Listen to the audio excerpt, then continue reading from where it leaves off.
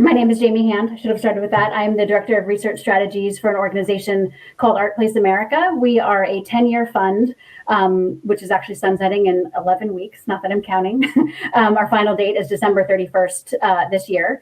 But we were created out of 16 foundations, philanthropic foundations, 10 years ago, essentially to advance the idea that the arts and that artists specifically, which exist in every community in this country, have an incredible power and capacity to shape society and to shift how community development happens, where we've done a deep dive into the intersection of arts and culture with other sort of sectors of community development, other industries, and the idea of talking about the value and the function of the arts in language that makes sense to stakeholders in a particular industry, understanding how to talk about impacts, outcomes, and values that each of these sectors have. Every single person we talk to, interview, involved in this research thinks that their sector is the overarching umbrella. Their sector is the thing to which all other community-based work should roll up.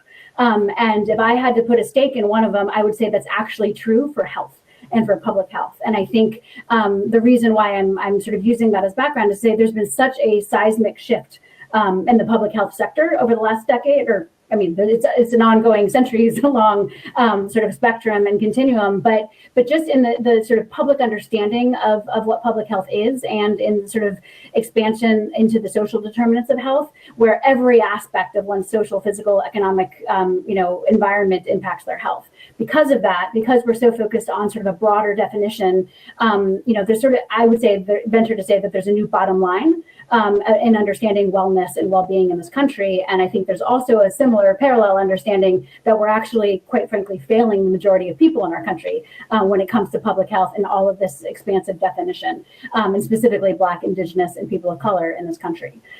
So with all of that, arts and public health, we've done this deep dive, and there's been an initiative called Creating Healthy Communities, Arts and Public Health in America, that my organization, ArtPlace, has partnered with the University of Florida Center for Arts and Medicine, where Onye is a dean at the College of Arts there. And, just to say that it's been a 2.5-year initiative that has been specifically not just about sort of doing research. Most of my work isn't sort of just, pulling up evidence and outcome sort of understanding, but really field building, bringing in policymakers, practitioners, artists who are doing this work to sort of understand and talk about what, as I said before, about the language, what's the power of the arts, how do we talk about the value and sort of make the case to public health practitioners. Part of the reason we're so excited about the work that you've been doing at ArtPlace and how we can continue that work with the University of Florida, with Johns Hopkins School of Art and Mines, with others, is that we now need to do what others in the world of social investment have perhaps done a little better than we have, but that I think we can quickly catch up to, which is to use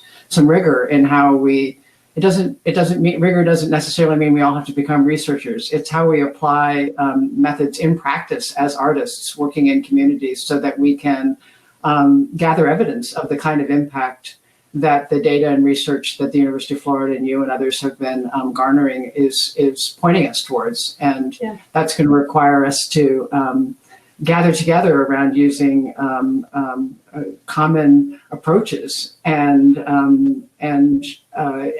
certain ways of having a dynamic method for asking our communities to tell us whether or not they can show us the evidence of the shifts that we know artists are helping create in those communities. I actually have interpreted my charge at my organization over the past decade as much about sort of it's almost strategic communications as much as it is research, and sort of creating not a calling card, but a call to arms, or sort of this language, the idea of a shared language to start the conversation, so that then we can do, as you say, begin to talk about and cohese around a set of evidence of things that we can start to invest in, build infrastructure around, build practice around. We're actually seeing progress, and we're seeing outcomes that sort of you haven't even thought of or aren't even measuring yet. We know that we're able to create connections in a community through the programming that we do in the arts, and that's actually leading to long-term, we have to play the game a little bit, but it's not, I've been surprised, I'll just say, that there's an openness and a willingness to new ways of doing things in public health. Many artists that we work with, and when I say we, I mean,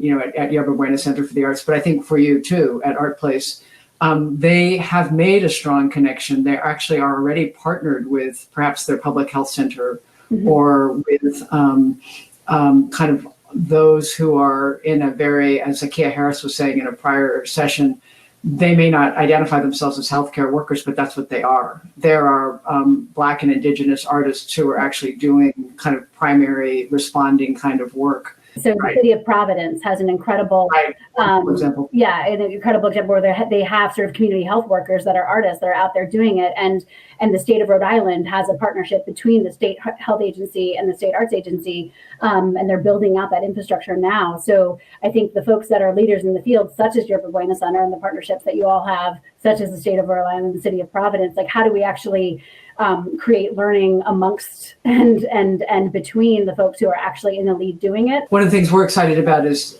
for example, the city of San Francisco is, thanks to Deborah's leadership here and all of our work, she is interested in partnering with us to create, an artist corps, basically an action-oriented group of public health ambassadors, but coming from the artist sector and understanding how well artists really know how to engage with the public to create health messages. And of course, the University of Florida has a tremendous body of work about this that stems back to the Ebola crisis and others, and how effective that work was, how transformative. We're seeing opportunities now to do that in replicable ways, for the city of San Francisco, potentially also in the state of California.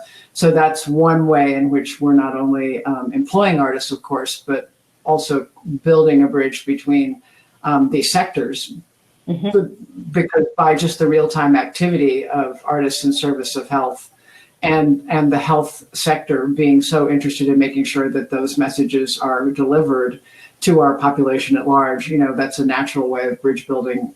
What I think we can always do better at is making sure that we're documenting that in some way, cataloging, making sure, again, we're gathering evidence and not just doing the great work that artists always do. It's about to talk about our work to start to develop some outcomes-based research work with the University of Florida. So I will be very quiet now and turn it over to you. I'm so glad we got you on here. Yeah, so I came into the arts through dance. I was always in community practice from the very beginning here in Florida as a West African dancer, and working in communities, dancing in churches and funerals, and having a perspective of dance as part of community practice.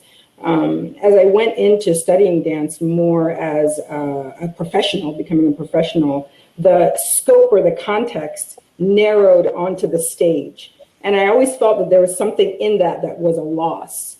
And much of the sort of advocacy work that ended up getting me called into administration came because I was sort of always trying to punch back the walls of the page, the stage, the frame that capital A art always wanted to put us in the context of the US. Because what I could see was that the way that art exists in our multicultural, many-cultured context is so expansive. Art does exist powerfully on stages, on pages, in frames, in galleries, and it exists on streets and on street corners and on walls and on the underside of bridges and in restaurants and in the after party where families dance salsa in the after as a Cuban restaurant closes down, or in the way that conflicts get resolved in the b-boy community in the midst of a battle that happens in a club. And that many of the most profound community building, transformative effects of art were happening way outside of the places that we were transacting art. And as we expand our definition of art, we include so many other communities of practice beyond the ideas of sort of being the most highly skilled practitioner that everyone comes to see. Being someone who's skilled, for instance, at getting everybody up and out of their seats to participate is also a skill that furthers the impact that the arts can make in the community. And that expansive definition then widens our lens to see where it's all happening and where it has traditionally happened in churches and in the singing and dancing practices of Yoruba diaspora religions in Philadelphia, for instance, that have lasted and persevered in those communities for generations. And that what one, you know, my dad was a Igbo from southeastern Nigeria, and there's a phrase in our culture that says, you know, one man's meat is another man's poison. And I always extend that to like one man's meat is another man's poison, is another man's art, is another man's religion, is another man's science, is another man's politics, is another man's magic. Like, and when we start to understand and see, then we in the College of the Arts and the Center for Arts and Medicine understand what communities we need to go to learn from and to share what we're learning so that we can become a highly nuanced network of practitioners that can interface with this emerging epidemiological, data-driven evidence of the impacts that are actually happening. So I think that we can start to then take all of these many cultures of practice into a future where we understand that when I show up at a hospital with anxiety and headaches, that a prescription for a pottery class may be the thing that I need. And in the activation of those layers of networks, we can collectively as a society save money, get better outcomes, and have your local neighborhood artist be a key provider of a fully and holistically well-lived life by the standards of many of our grandmothers. In terms of like the infrastructure to support what you're talking about, Onyai, and what this vision is, you know, what are some of the policy things? What are some of the investments that can be made now to get us to that point? Again, I was talking about making the case and sort of building a shared language around it, but something like, I'm going to plant the seed, social prescribing is happening in the UK, in Canada. What would it take to have that here? Social prescribing, that was kind of what I was referring to when I talked about showing up at a hospital with anxiety symptoms. In the UK, some of our partners have participated in a process that led to that reality. One of our partners has been doing work on epidemiological models, looking at large cohort data, which looks at data and can show correlations in a very specific way between arts participation and very particular phenomena like inflammation, for instance, or heart disease over the course of long periods of times over large numbers of people. And the correlations were so strong that they were able to then move what we call moving the policy needle. They were able to move the policy needle in order to set up a structure where individuals like myself that might show up in a hospital with anxiety symptoms could be referred to a person that called a social prescriber, and not a concierge, like an arts concierge. And the concierge is someone who would be a concierge for a social prescription. So I have a social prescription to go and participate in some sort of participatory art form. The concierge are trained to sort of intake me, interview me, ask me questions about who I am, how I live, what kind of time I have, what my interests are, and then kind of match me to an arts practice that would that matches my prescription and my needs. A structure like that delivered outcomes in the UK where they were finding that as a whole, their costs were going down because the cost of moving a person with average lack of sleep and anxiety symptoms through the medical system were much higher than diverting me to a concierge that landed me in my pottery class. Is, I think, a model that we are in the process of beginning to work to step down the paths here in the United States. And at the Center for Arts and Medicine, we are going to start working at our Epi Arts Lab, which is about to launch, and on a large set of data that is available here in Florida, which will be the first U.S. epidemiological study of that scale. So it just takes a partnership between entities like ours who do the academic research and entities that can move the needle in terms of insurance companies and the healthcare system. Yeah. And that actually gets to one of the questions in the chat I see from Daryl Radcliffe. What are some surprising relationships of non-traditional art partners and culture that make sense in a community health standpoint? Or, whoops, there it goes. Or to reframe it, if you're starting a community health project in a new city, who are the essential stakeholders?